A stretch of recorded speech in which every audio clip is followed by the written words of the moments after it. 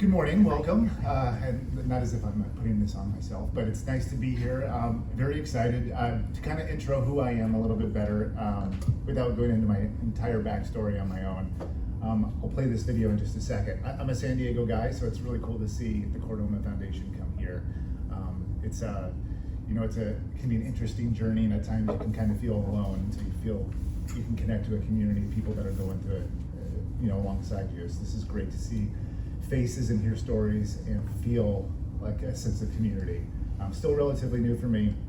I'm a former reporter here in San Diego, got out of the business about 3 years ago, but my station did a story on me about a year ago when I was going through my treatment, going through my surgeries, and so I'll let them tell a quick 2-minute story so I don't have to tell it myself, and then I'll pick up for where that leaves off.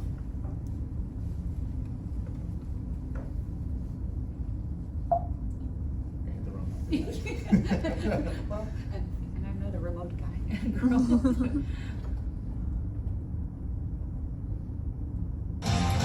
A new and unique cancer treatment at UCSD is giving hope to one of our former Fox 5 colleagues battling an extremely rare type of cancer. It's a journey no one takes by choice. But when Jeff McAdam and his wife Danica heard the diagnosis, Chordoma, they knew their worlds were going to be turned upside down. Really rare, 1 in a million kind of cancer inside your body. At 39, Jeff, a former journalist here at Fox 5, elected for an emergency surgery attacking the tumor growing on his cervical vertebrae, risking possible paralysis. The successful surgery led to more questions as what to do next, visiting MD Anderson in Houston, Mass General in Boston, and the Rhode Island Hospital. 19 consultants later, the answer was just down the street.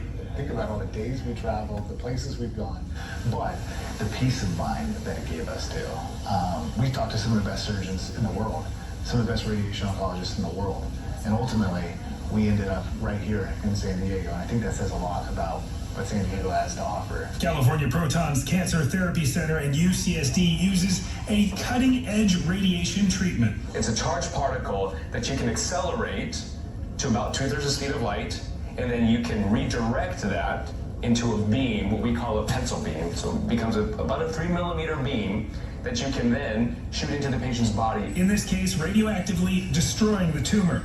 Radiation treatments are not necessarily new, but this $220 million marvel of technology is. The great benefit of having, pencil beam scanning protons is really that what can you spare around the target? Meaning the beam can more accurately attack the cancer and the patient is less harmed by the treatments. The procedure itself is claustrophobic with a mask pinning Jeff down so the beam can do its work.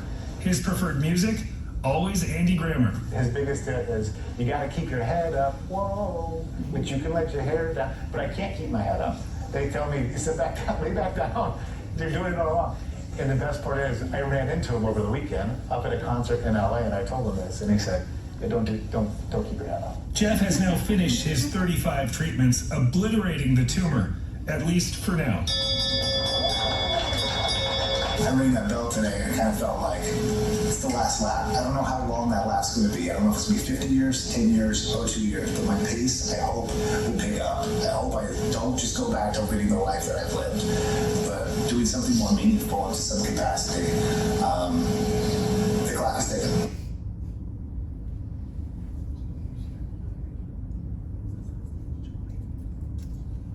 All right, so yeah, that's a little bit about my background.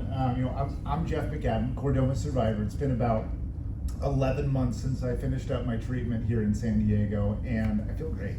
I always wondered, you hear from doctors and you know what to expect, and everybody's different. And for me, 11 months out, I think I have a little bit of the way I'd describe it is like a blood, almost like the blood has left your arm from time to time, or your leg, that tingly feeling, but it is occasional and discomforting, not painful.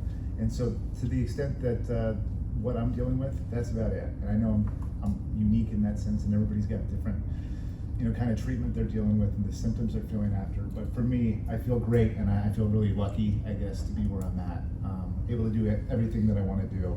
And as a dad, I got a 3-year-old little girl at school dean, and Landon's my 4-year-old son. And man, they are the reason why it's easy for me to just keep marching forward. whether it's MRIs or whatever it might be, where you kind of have a moment where you can get down or scared, I'm easily able to kind of just close my eyes, picture them, and remember what it is that I'm here for and moving forward, and it gives me hope. So it's easy for me to move forward. People wonder how I can always be so optimistic. It's just part of who I am. It's my default, but it's also partly my kids. And you'll probably see them or hear them shortly. My son is loud, and he'll be coming through with his Halloween pajamas on still. It's all Mom could do to get him in the car this morning. So you'll see him when they get here. I wanted to tell you just briefly a little bit about my experience, because I know everybody's got a different kind of experience. For me, it was about a year and a half ago that I was diagnosed, but I started feeling the symptoms probably 3 years ago. We had just had my son landed. Goldine was on the way, and so when I was going to see the primary care doctor, they said, well, what you're describing sounds like a pinched nerve in your neck. Plus you're sleeping in recliners in the kids' rooms all the time, middle of the night. You're just a new dad. You're dealing with wear and tear on your body. Go get a Thai massage, and you'll be good. And so I did that. The Thai massage was interesting. You haven't had one. It's interesting. But that obviously did not do the trick. And it was about 2 years later, so last August, that I said, I got to go get a scan. I got to get something, because it doesn't feel right.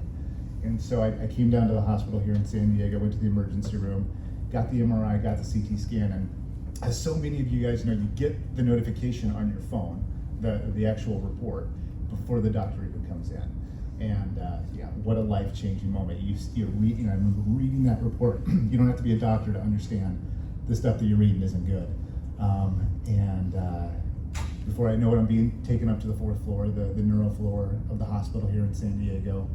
And 3 days later, they had me scheduled for surgery to remove my vertebrae here in my neck, to go in and get as much of the tumor as they can, 80%. The other 20% is wrapped around the vertebral artery. They can't get it safely.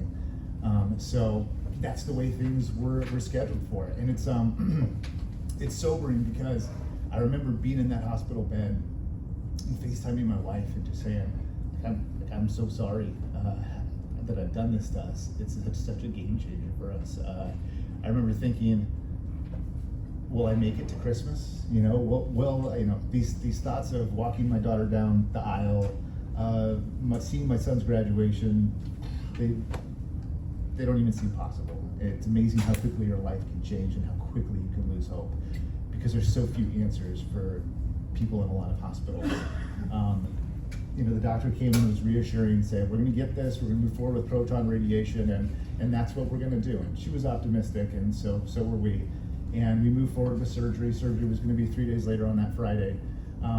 Had a family friend who was a doctor up in LA at UCLA, and we reached out to him on Wednesday night.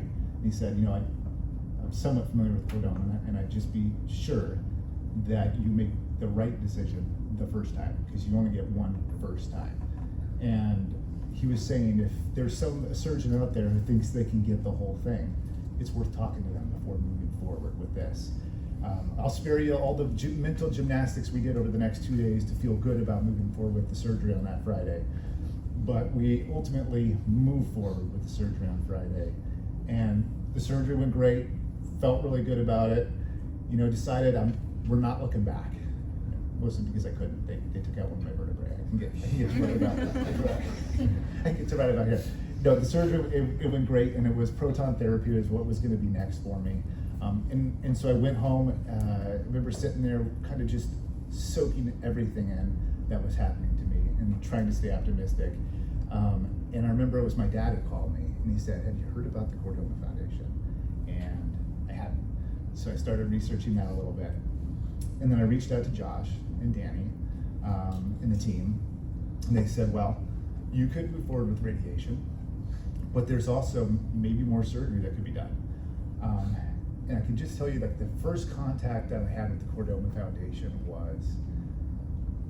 it was like seeing some light in the middle of darkness, like somebody who had some answers for me, where suddenly I didn't just feel like I was walking around like this, like somebody who can, put me on a path, give me some direction, and give me some hope. And I remember the very first thing that Josh and the team did, gave me, I wouldn't say top 5 surgeons and top 5 radiation oncologists, but certainly a list of 5 really good surgeons and 5 really good radiation oncologists for where I had my particular chordoma in my body. And that gave me a place to start with. And as a former reporter, it was nice to kind of like give me a mission, help direct me, you know, on something to do to distract me. But it set my wife and I off on this mission. We started going around the country, and you know, we quickly found out there's a lot of different opinions in the chordoma industry, in the chordoma world, because there's so few of us. You know, we're 1 in a million chordoma patients, and so, you know, for the age that I am and where I have it, and the fact that they couldn't get it all in one take, there are so many different variables where you see different doctors. We saw 21 different doctors, and nobody saw eye to eye. It was interesting that one of the places we ended up going to was Mass General, because I kind of felt like Matt Damon from Good Will Hunting, which is just down the street from Mass General at Harvard, or MIT, where he's got this dry erase board and he's doing calculations in the middle of the night. And that was me. I bought a double-sided dry erase board, and I was just sitting there mapping out, do I go forward with additional surgery? You know, I talked to the best 4 or 5 surgeons arguably in the United States who thought maybe they could get this thing out, and 2 of them said, I'll give it a go if that's what you want me to do. And then I have 7 surgeons saying I wouldn't do that. And then you got 2 radiation oncologists that say I would go for it, and that's the doctor I would use to go and do it. And you got 2 radiation oncologists saying it's not worth it. You're a young guy. Enjoy the next 10 to 15 years. We can give you a good long-term prognosis and set you up well. It's a lot to adjust. It's a lot to digest, I should say. But I think we had so many answers, so much information that even in the end, when it was a tough decision, I felt like I was coming from a position of power because the Chordoma Foundation actually empowered us with giving us this path, giving us this access to these people. And these doctors are unbelievable. You're going to meet Dr. Schwab later today, and there's some of these doctors that you won't. Schwab is up there. But he was in between Mass General and moving to California to go to Cedars-Sinai. So he technically wasn't even available to really help me. And he gave me his cell phone number. And I talked to him 3 different times for 45 minutes over the course of 2 months. Because it was that gut-wrenching where I'm trying to just reach out to whoever I can and make the best decision moving forward. And so I'm just really grateful. I'm really grateful for the people that were able to set me up with information, bent over backward to help us. So if you've gone through something similar, know that you're not alone. And I can only imagine, people who have less means and less resources trying to navigate this. If it was tough enough for my wife and I, my wife who's also a TV reporter, we both took 2 months off of work to do that. So if it was tough enough for us, I can only imagine how difficult it is for the average person to try to navigate all of that. But wouldn't even be possible if we didn't get set out on the right path to begin with. Which is where the Chordoma Foundation came in. And all that is to say, I'm feeling great now. We're taking it for every 3 months, like many of the patients that are in here, every 3 months for the first year. Next month will be my 12 month, and then hopefully every 6 months after that, they'll space it out. And I'm hopeful. I see the emails constantly from Danny and the team on the stuff that they're working with in terms of experimental drugs, other options when I have to cross that bridge, probably sometime down the road. It's too early for me to really look at a lot of those emails because I feel like we're still coming out of this because it just drains so much out of you emotionally. But I'm getting to a place where I think I can kind of tackle that. And I know it's very comforting to know that if and when we have to cross that bridge, that the Chordoma Foundation's been working on these now for years, and that there's a lot of great options. And talking to people here today, it's been reassuring to hear some experimental drugs have been helpful, because I know there's going to come a time when I'm going to probably need those. So it's really great to hear that's in the works. So all that is to say, I'm very comforted with everything that's happening. If I need it, I feel like we're in a good place. So I wanted to tee up this last video, kind of talk a little bit about what I was doing the last day when I was going into treatment number 35. And as a journalist, I kind of documented things as I went, probably too much. So if you are on my Facebook feed, I apologize. And there is my son with his Halloween pajamas on. Hi Landon, hi Bonnie, hi Goldane, and my wife, Danica. By the way, if you're in Southern California, you might recognize my wife. She does weather on Fox 5. So she can tell you it's going to be sunny. Yeah. She's very good. Okay, we're going to move on to the video really quick, and then I'll take questions if anybody has some.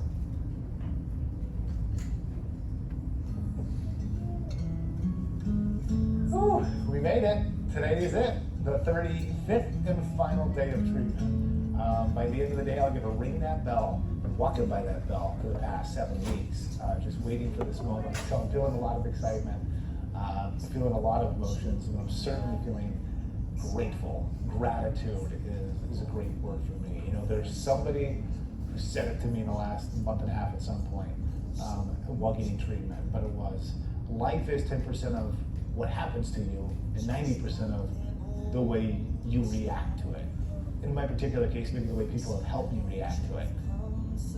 You guys have all helped so much, our friends, our family, that words can't describe how grateful we are for that. And I know I'll be thinking of you all when I go to ring that bell today. And I'm really grateful for the Chordoma Foundation for helping put us on this path in the first place. And thank you to California Protons. You've allowed me to be a husband and a daddy for hopefully a long, long time to come. Thank you for saving my dad's life. Thank you for saving my daddy. Let's go get it. Wow. Beautiful.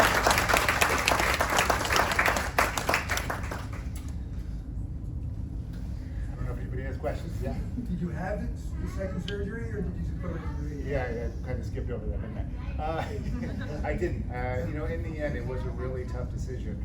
But and if there was somebody that could do it, everybody was in agreement. It was this doctor in Rhode Island, and I went and met him in person. And he said, "You can do it. It has risks, but I'm confident that I can do it if you want me to do that." So that was just a really tough thing to sit on. But in the end, no, I felt like the next 10 years for me were especially important with the kids, the age that they were, and that additional surgery was probably going to make me even more immobile from my neck standpoint. They're going to have to do more things, and you know, instead of being able to like get to here, maybe it's going to get to here. And I got kids that crawl on my back and all that, and I just want, you know, I'm really going to try to enjoy the next 10 years and look forward to the 30 or 40 beyond that. But I wanted to make sure it was fully mobile for the kids. Oh, thank you. Thank you, Doc.